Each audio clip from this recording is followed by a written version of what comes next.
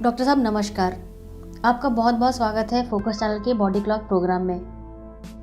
Doctor साहब, जैसा कि आपसे आज हम बात करने के लिए मिले हैं छोटे बच्चों में होने वाली प्रॉब्लम्स या छोटे बच्चों के लिए क्या क्या प्रॉब्लम्स आती हैं और उसको किस तरह से पेरेंट्स हैंडल करें या समझें और किस तरह से उनकी केयर करें, ये आज हम आपसे सारी बातें जानेंगे।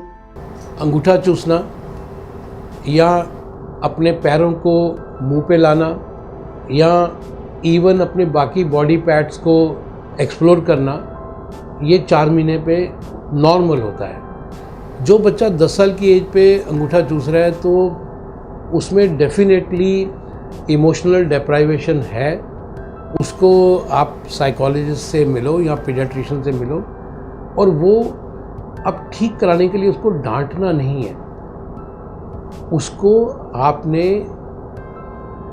अलग से उसको समझाना है और उसको दूसरी एक्टिविटी में बिजी करना है। मारना डांटना ना करना चाहिए और ना ही वो कभी काम करेगा।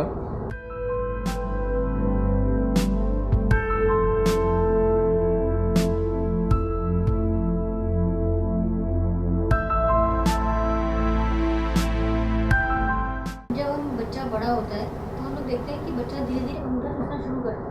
वो शुरू में तो बहुत अच्छा लगता है कि बच्चा जब थम लेता है, और ये किस एज तक रहता है और ये किस एज के बाद एक टेंशन वाली चीज़ हो जाती है? ओके, देखिए, अंगूठा चूसना या अपने पैरों को मुंह पे लाना या इवन अपने बाकी बॉडी पार्ट्स को एक्सप्लोर करना, ये 4 महीने पे नॉर्मल होता है कि अब कोई बच्चा कोई भी अपने बॉडी पार्ट को एक्सप्लोर करता है।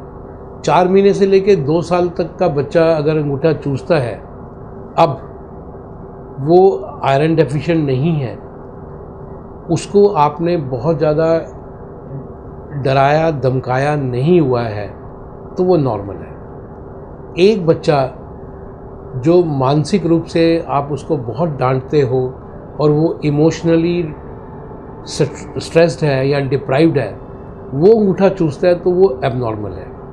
बट एक बच्चा जो बिल्कुल हेल्दी स्वस्थ है, तुम्हारे साथ खेलता है, मेरे साथ खेलता है, पूरे रिएक्शंस दे रहा है, आयरन डेफिशिएंट नहीं है, तो 2 साल तक अंगूठा चूसना नॉर्मल है। जो बच्चा 10 साल की एज पे अंगूठा चूस रहा है तो उसमें डेफिनेटली इमोशनल डेप्राइवेशन है।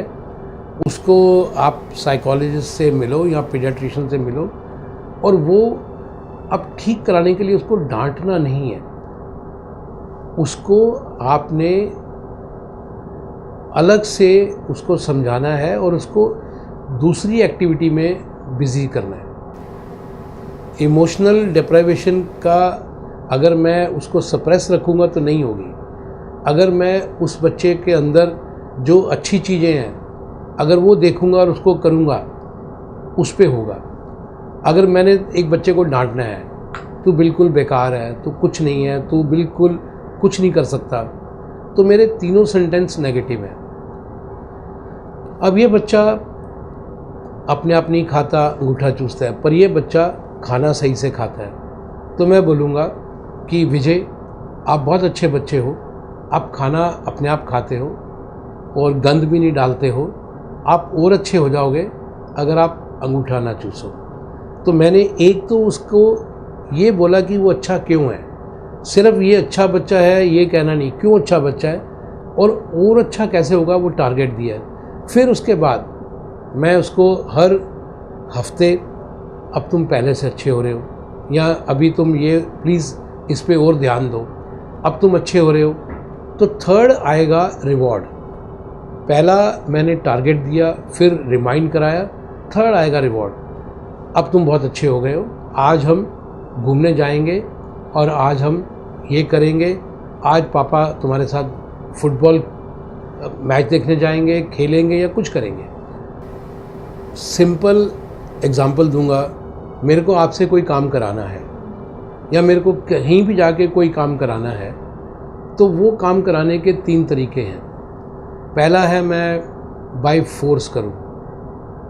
बाय फोर्स का मतलब कि मैं सीधा ही जाऊं और बोलूं कि नहीं करेगा तो मैं ये कर दूंगा, मारूंगा, शोर मचाऊंगा या सीधा ही पिस्तल निकाल लूँ तो मेरा काम हो जाएगा। बच्चों के साथ भी आपका हमेशा होता है मारूंगा तेरे को, और कई बार आप मारते भी हो, जो कि नहीं करना चाहिए, और वो बेचारा उस समय वो काम कर देता है पर अंदर से उसको अच्छा नहीं लगता। तो ये हो गया बाई फोर्स वाला। दूसरा बहुत होता है लालच वाला, ब्राइबरी वाला।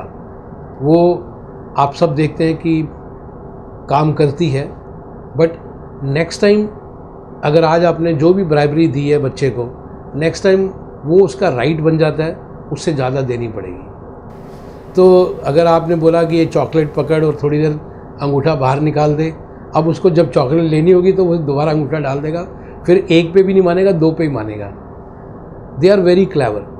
दुनिया में सबसे बढ़िया साइकोलॉजिस्ट बच्चे हैं, और वो माँ बाप को बहुत नचाते भी हैं, और उनको पता है कि माँ बाप की कहाँ चाबी है उनके हाथ में। तीसरा है रिवॉर्ड। जैसे मैंने बताया, आप बच्चे की तारीफ़ भी करोगे तो किसी कारण से करोगे। आप अच्छे हो, आप ब्रश प्रॉपर करते हो, 2 टाइम ब्रश करते हो, पर अगर आप अपने नेल्स भी काटो रेगुलरली तो आप और अच्छे हो जाओगे। उसके बाद वो अगर वो ऐसा करता है तो आपको उसको रिवॉर्ड करना है। रिवॉर्ड की सिचुएशन में मैं बोलूँ, जो बच्चा क्लास में फर्स्ट आता है वो एक तरह का रिवॉर्ड है, और वो अगर नेक्स्ट टाइम सेकंड भी आता है तो वो समझता है कि उसको रिवॉर्ड कम मिला। जबकि मैं बोलूँगा कि पहले 10 बच्चे शायद सभी 10 के 10 फर्स्ट ही आने चाहिए, क्योंकि इनमें कोई डिफरेंस नहीं होता। बट रिवॉर्ड हमेशा एक परमानेंट गुड हैबिट्स को डेवलप करने का एक सीधा साधारण तरीका है। मारना, डांटना ना करना चाहिए, और ना ही वो कभी काम करेगा। ब्राइबरी जैसे मैंने बताया कि वो एक तरह का गलत बिहेवियर डालेगी, और वो एक तरह का बच्चा उसमें उल्टा आपसे और ज़्यादा करेगा।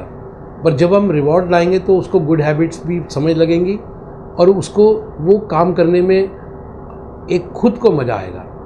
तो ये सब चीज़ें जो हैं, ये एक तरह की जो हमारे आइडियलिज़म होने चाहिए, जो हमारे डिसिप्लिन होने चाहिए, उनमें हेल्प करती है।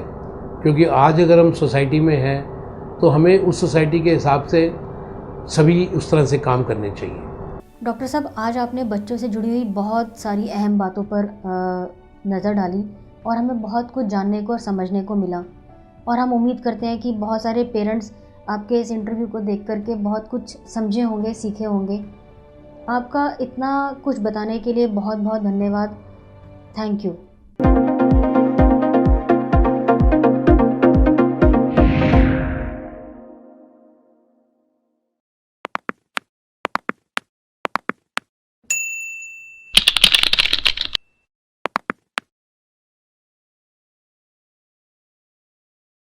तब तक देखते रहिए फोकस चैनल का बॉडी क्लॉक प्रोग्राम, और हमको सब्सक्राइब करना, शेयर करना और लाइक करना ना भूलें, और बेल आइकन को ज़रूर टच करें।